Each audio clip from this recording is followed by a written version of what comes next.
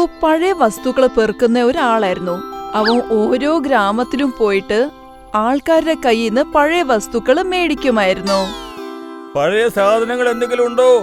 ആർക്കും ആവശ്യമില്ലാത്ത എന്തെങ്കിലും പഴയ സാധനങ്ങൾ ഉണ്ടെങ്കിൽ എനിക്ക് തരണേ, പഴയ സാധനങ്ങൾ.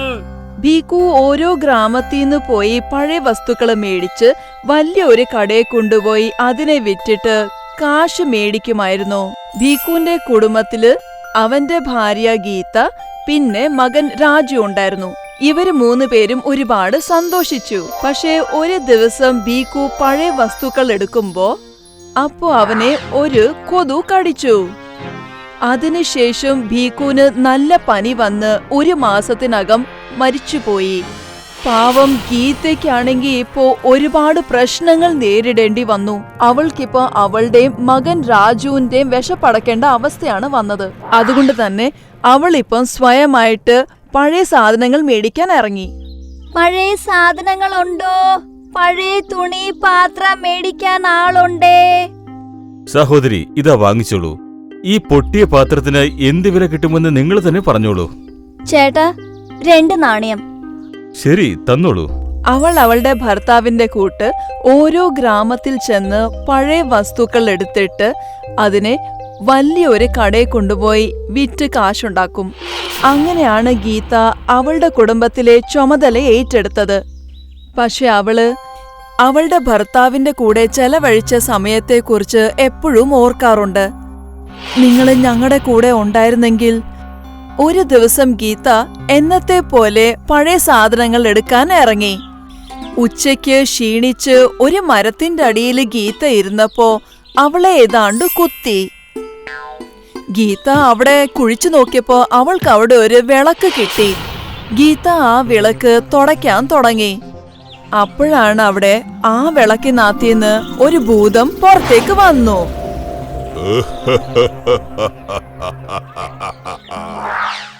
ഞാനിപ്പോൾ മോചിതനായിരിക്കുന്നു.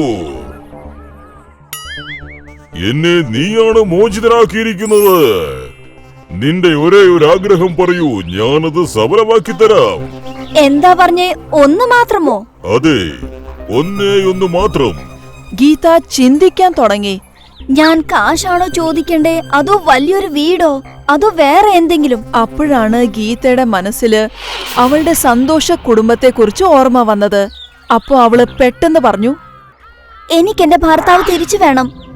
എനിക്ക് നിനക്ക് സ്വർണം, വെള്ളി, ആഭരണങ്ങൾ എന്ത് വേണമെങ്കിലും തരാനാവും. എന്നിട്ട് നിനക്ക് നിന്റെ ഭർത്താവിനെ മാത്രം മതിയെന്നോ? അതെ, എനിക്കെന്റെ ഭർത്താവ് മാത്രം കിട്ടിയാ മതി. നിന്റെ ആഗ്രഹം തീർച്ചയായും സഫലമാകും. അപ്പോ ആ വിളക്കിനകത്തെ ഭൂതം മരിച്ചുപോയ ഭീകുവിനെ ഒരിക്കൽ കൂടി ജീവിപ്പിച്ചു. ഭീകുവിനെ കണ്ടപ്പോ ഗീതയ്ക്ക് ഒരുപാട് സന്തോഷം തോന്നി. പിന്നെ ആ വിചിത്രമായ ഭൂതം അവിടുന്ന് അപ്രത്യക്ഷപ്പെട്ടു. ഒരിക്കൽ കൂടി ഗീതയും ഭീകുവിന്റെ ജീവിതം സന്തോഷം കൊണ്ട് നിറഞ്ഞു. എന്നിട്ട് പിന്നെ അവര് 3 പേരും അവരുടെ ജീവിതം സന്തോഷമായി ജീവിച്ചു. ഈ കഥയില് നമുക്ക് പഠിക്കാൻ കഴിയുന്നത്, കാശും സ്വത്തിനേക്കാൾ കൂടുതൽ നമ്മുടെ പ്രിയപ്പെട്ട ആൾക്കാർക്കാണ് വില.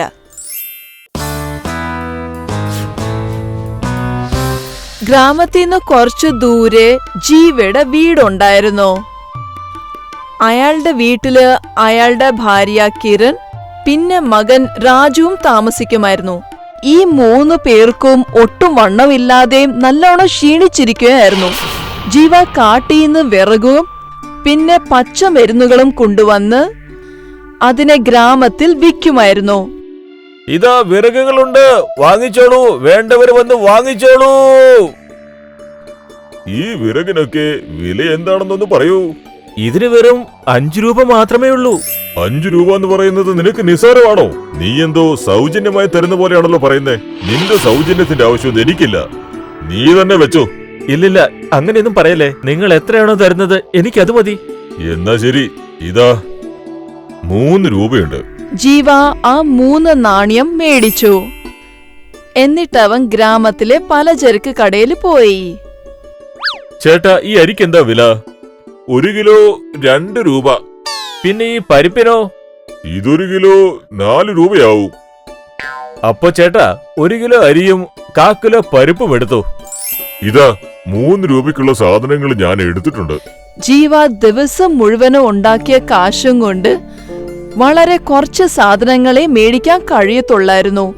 അവൻ സാധനങ്ങളെല്ലാം മേടിച്ച് വീട്ടിലേക്ക് പോയി. എന്നിട്ട് അവന്റെ ഭാര്യ അരിയും പരിപ്പും കൊണ്ടും കഞ്ഞിയുണ്ടാക്കി. അവരിങ്ങനെയായിരുന്നു ദിവസം തോറും കഴിഞ്ഞുകൊണ്ടിരുന്നത്. കാലാവസ്ഥ മാറി. ഇപ്പോ നല്ല മഴക്കാലമാണ് ഉള്ളത്. എന്നിട്ടും ജീവ കാട്ടിപ്പോയി ആവശ്യമുള്ള വിറകും വെട്ടി. എന്നിട്ടൊരിക്കൽ കൂടി മാർക്കറ്റിൽ കൊണ്ടുവന്നിട്ട് അതിനെ വിൽക്കാൻ നോക്കി.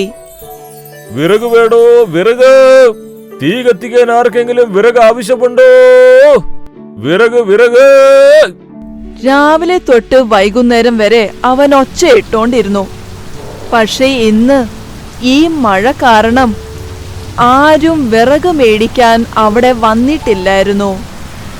നല്ല വിഷമത്തിൽ ജീവ ആ വിറകുകളെല്ലാം എടുത്ത് തോളത്ത് വെച്ച് വീട്ടിലേക്ക് തിരിച്ചുപോയി. ഇന്ന് എന്റെ വീട്ടുകാർക്ക് ഭക്ഷണത്തിനുള്ള ഒരു ഏർപ്പാടും ചെയ്യാതെയാണല്ലോ ഞാൻ പോകുന്നത്. എന്റെ ദൈവമേ, എനിക്ക് എന്തിനാ അങ്ങ് ഇങ്ങനെ ഒരു ജീവിതം സമ്മാനിച്ചത്? സങ്കടപ്പെട്ട ജീവ വീട്ടിൽ ചെന്നപ്പോ അവൻ അവന്റെ ഭാര്യയും കുഞ്ഞിന്റെ മുമ്പില് കരയാൻ തുടങ്ങി. പിറ്റേ ദിവസം തിരിച്ച് ജീവ ആ വിറകെല്ലാം മാർക്കറ്റിൽ വിൽക്കാൻ കൊണ്ടുവന്നു. പക്ഷെ ഈ പ്രാവശ്യവും മേടിക്കാൻ ആളാരും ഇല്ലായിരുന്നു. വൈകുന്നേരം ഒരു പണക്കാരി അവിടെ എത്തി. എന്നിട്ട് അവര് ജീവയുടെ കയ്യിന്ന് ആ വിറകെല്ലാം മേടിച്ചു. എന്നിട്ട് ജീവയ്ക്ക് 5 നാണയം കൊടുത്തു. ആ നാണയം കണ്ട ജീവ ഒരുപാട് സന്തോഷിച്ചു. കാശും മേടിച്ച് പലചരക്ക് ജീവ ചെന്നു. എന്നിട്ടവന് 1 കിലോ അരിയും 1/2 കിലോ പരിപ്പും മേടിച്ചു. എന്നിട്ടവന്റെ മകൻ രാജുവിന് വേണ്ടി ഒരു ആപ്പിളും മേടിച്ചു. സാധനങ്ങളെല്ലാം ഒന്നിച്ചെടുത്ത് ജീവ തിരിച്ചു വരുമ്പോ ആ കാട്ടിനകത്ത് അവൻ ഒരു വലിയ വീട് കണ്ടു. എന്നിട്ട് ഈ വീട്ടിന്ന് ഒരു കുഞ്ഞ് കരയുന്നതിന്റെ ഒച്ച കേട്ടു. ജീവയ്ക്ക് പെട്ടെന്ന് പേടി തോന്നി. അവൻ ആ വീട്ടിനകത്തു പോയി. എന്നിട്ട് ചെന്നപ്പോ കണ്ടത് ഒരു 4-5 വയസ്സുള്ള കുട്ടി നിന്ന് കരയുന്നുണ്ടായിരുന്നു. എന്താ മോനെ സംഭവിച്ചത്? നീ എന്തിനെങ്ങനെ കരയുന്നേ?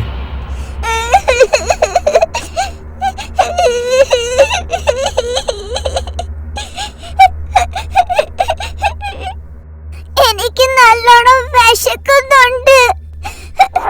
ഞാൻ കഴിഞ്ഞ 3 ദിവസം കൊണ്ട് ഒന്നും കഴിച്ചിട്ടില്ല.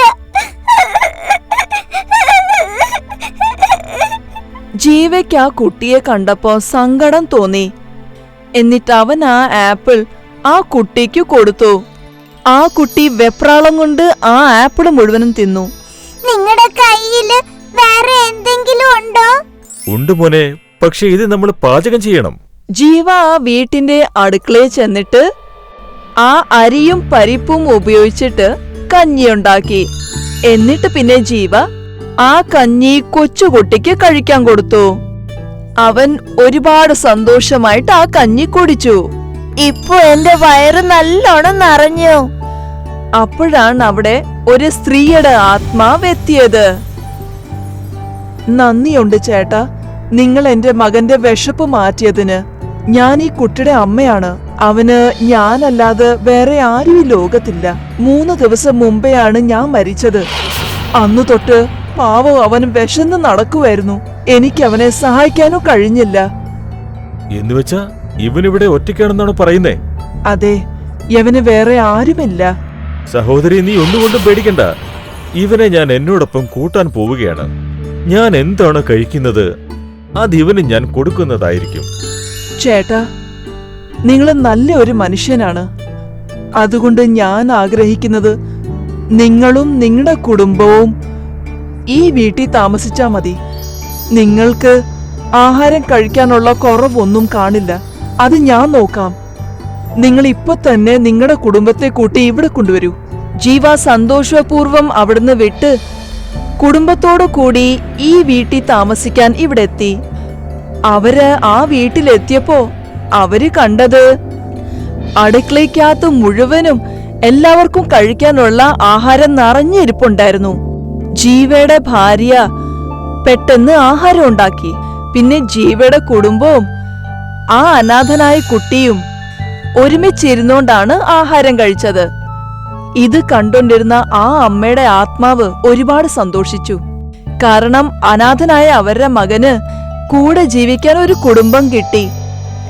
അതിനുശേഷം ജീവയും അദ്ദേഹത്തിന്റെ കുടുംബവും മാന്ത്രിക ശക്തിയുള്ള ആ വീട്ടിൽ തന്നെ താമസിച്ചു. ഇവിടെ കഴിക്കാനുള്ള ആഹാരത്തിന് ഒരു കുറവും ഇല്ലായിരുന്നു. ഈ കഥയില് നമുക്കെല്ലാവർക്കും പഠിക്കാൻ കഴിയുന്നത്, നമ്മള് മറ്റുള്ള ആൾക്കാരെ സഹായിക്കുമ്പം അത് നമുക്കൊരു സഹായമായി മാറും. ഹായ്, ഞാൻ ഷൈനി. നിങ്ങൾക്ക് ഈ കഥ ഇഷ്ടപ്പെട്ടെങ്കിൽ തീർച്ചയായും ഷെയർ ചെയ്യണം. കൂട്ടുകാരോട് പറയാനും സബ്സ്ക്രൈബ് ചെയ്യാനും മറക്കല്ലേ.